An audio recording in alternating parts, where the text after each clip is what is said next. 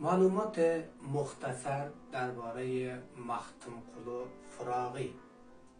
مختومقلو فراغی از شاعران بزرگ ترکمن که پدرش دولت محمد آزادی نیز از شاعران و علمای این قوم بود. وی از کودکی به علم و دانش علاقه وافری داشت. خواندن، نوشتن، فراگیری علوم عقلی و نقلی را در محضر پدرش دولت محمد آزادی آموخت.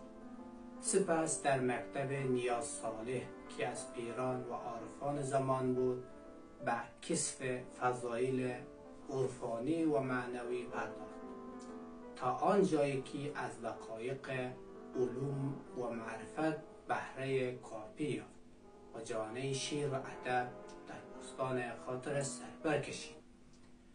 مختومقلو فراغی سپس برای ادامه تحصیل عازم سیر سفر بخارا، افغانستان، هندوستان، کابل، ازبکستان، ترکمنستان، آذربایجان، شیروان، خیوه و تبریز شد و سرانجام با ره توشه از علم دانایی به منطقه اترک به میان ایلتباران خود بازگشت.